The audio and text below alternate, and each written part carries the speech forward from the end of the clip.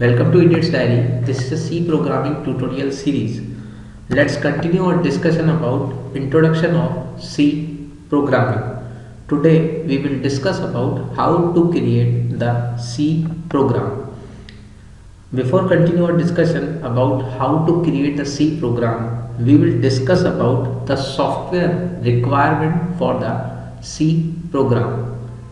There are various software that are used for the C programming is that Turbo C, Dev C++, Code Blocks, Microsoft Visual C++ and many more. All these softwares are called IDE.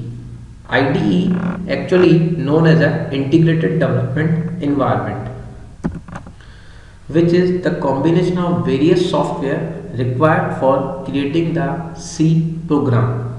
Actually, IDE includes various software like editors, preprocessors, compilers, linker and loader. Editor is a software program in which you can write your program.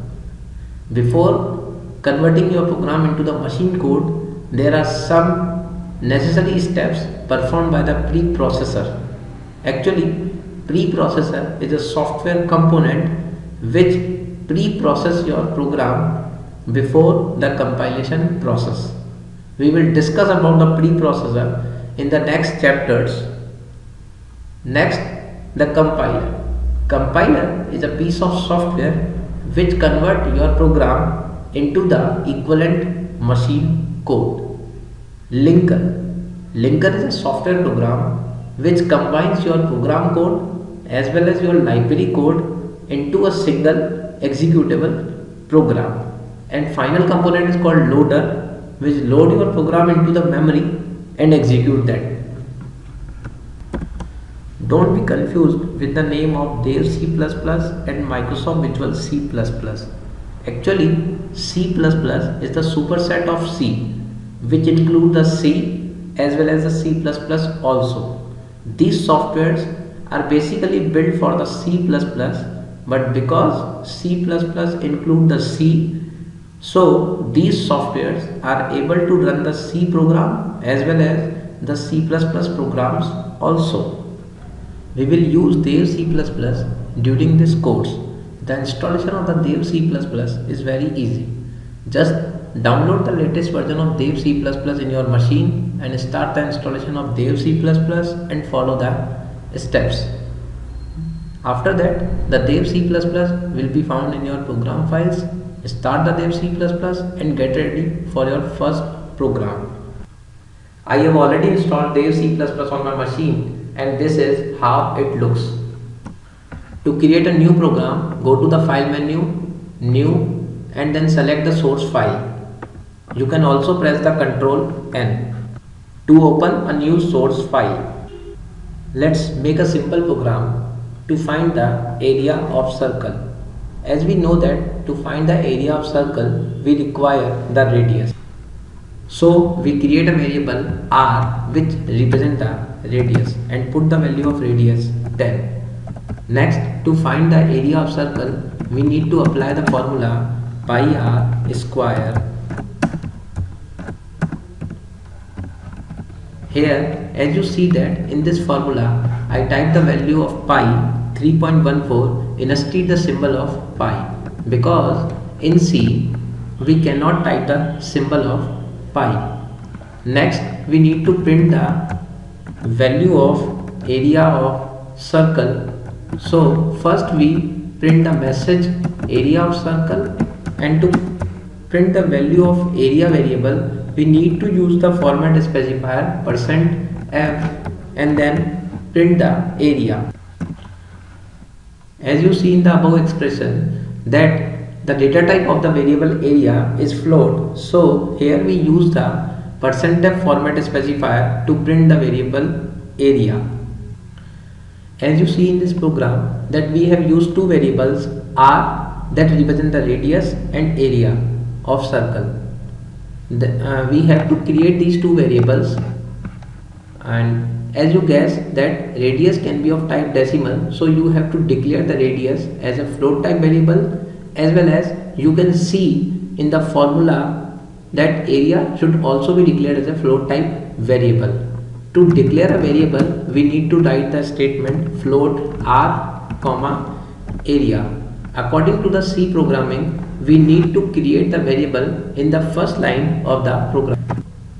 As you see that each line ends with the semicolon. In C, semicolon is called the end of the statement. If you write the whole program in a single line and put the semicolon at the correct place, then that not a matter for the compiler, but the program will be complex for you. And if you write the whole program by changing the line and you miss the semicolon, then the compiler will give an error. As we know that the program is the collection of statements. If performed in a specific order, then it performs a specific task. So to group these statements in a single block, we need to use a pair of curly braces and then put all these statements within the block of curly braces. To manage all these lines, we need to press the tab key, so it will be clear that all these statements are put within the curly braces. To run this program, we have to give the name to this block. According to the C specification, we have to give the name of this block is main, because main is a function, so it should be followed by a pair of parentheses. According to C specification, the main is the starting point of the program. Before we go further, we need to save the program. To save the program, press the Ctrl S and we create a new folder on my desktop called Idiot Diary, and I save the program in this folder with the name area of circle. Remember that the C has the extension .c, so we have to save our program with the .c extension. Then press the save button. Next, we need to compile this program to convert it into the equivalent machine code. To compile the program, press this button, or you can see that you have to press the shortcut F9. As we compile this program, we get this warning, that is implicit declaration of built-in function printf. Actually, printf is a library function that is already defined by C in a file called stdio.h. So if we use any library function in our program, then we have to include the library file related to that. To include that file, we need to type the statement in the top of our program called #include stdio.h. Similarly, as printf, there are various other functions defined in C's libraries. If we use that functions, we need to include the related file with them. We will discuss about the predefined functions in our next lectures. So after improving this program, we need to again compile this program. As we see that by again compiling this program, the warning has been disappeared and the program is compiling successfully with 0 errors and 0 warning. This is a compilation window, and close this window to move further. Next, we need to run this program. To run the program, we need to use this button or press the F10. Here, this button also appear on the screen that can compile and run your program simultaneously, or you can press F11. Now we run this program. As you see, the result is calculated with the radius 10, that is 340. One thing should be noted here is that after the decimal point, there are 6 digits appear on the screen. One more thing you have to be noted here, that a message appear, that is process exited with the return value 27. To fix these two things, we have to close this window by pressing any key, and to fix the floating point issue, you have to put %.2f. As we have discussed earlier that by default a floating point value have a 6-digit precision. So in the previous output there is 6 digit appear after the decimal place. To fix this issue, we need to write the %.2f. So we instruct the printf that only print 2 digits after the decimal place. One more issue that we have seen in our earlier output, that process exited with the return value 27. To fix this issue, we need to return a value to our calling environment, that is OS. To return a value to our calling environment, we need to write a statement in the last line of our program, that is return 0. With this statement represent that our program is running with 0 errors, and this 0 is returned to the calling environment, that is OS. As we have discussed that main returns 0 to the calling environment, that is OS. So the output of the main is a type of integer, so we need to prefix the main with the keyword int, which represent that main is returning a value of type integer to the calling environment. Now again save the program, compile and run by using shortcut F11. As you see on the output screen that after the decimal point only 2 digits will be appeared, and process is exited with the return value 0, that represent program is running with the success status. If we run this program 10 times, then the output will be remain same, because the radius value will remain 10. But if we need to change the value of radius, we need to change it manually. But there should be some way with them we can enter the value of radius during the execution time. To input the values from the user, we need to use the statement scanf. Let's discuss about the scanf. Let's discuss the syntax of scanf. Scanf is written scanf, then a list of format specifier for the variable you want to input, comma, ampersand list of variables. Here ampersand is called address of operator. Whenever you need to input or store the values in the memory, you need to supply the address of the variable.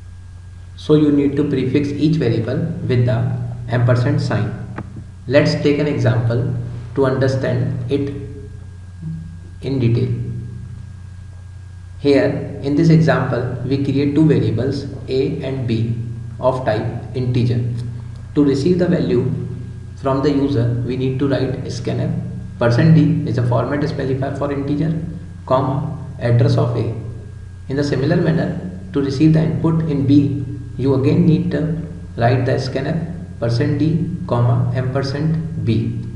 You can combine these two statements in a single statement, scanf %d, comma, address of a, comma, address of b. If you supply any special symbol between the format specifier in the scanf, then you need to supply the same special symbol on the execution time. But this is not valid for the space. Let's come back to this program. To receive the input in this program, we need to use the scanf. So we will make a copy of this program, create a new program and paste all this in this program. Save this program with the name of area of circle I means improved.c. Now to use the scanf, I remove this statement and use the scanf here. To receive the input for the radius, we use the scanf %f, comma, ampersand r. Now save the program and run to see the output. Here we see that a cursor wait for our input. We give the input for the radius, that is 10, and press the enter. We see the output is calculated, that is 314 with the value of radius 10. Now go back to the program. Here we see that in the output screen that A cursor is blink on the blank output screen. Since I know that the value of the radius should be input, I input the value of radius 10 and calculate the output. But if someone else want to access my program, then he does not know what to do. So a message should appear before the input, that is, please enter the radius of the circle. To print the message on the output screen, we need to write the statement printf please enter the radius of circle, and then save the program and run the program. As we see that here the message gets printed, please enter the radius of circle. We input the value of radius and press enter. The output is calculated. In this lecture, you have learned that how to create a simple program. In the next video, we will learn how to handle the arithmetic expression more effectively. Thank you for watching this video. Keep watching, keep learning.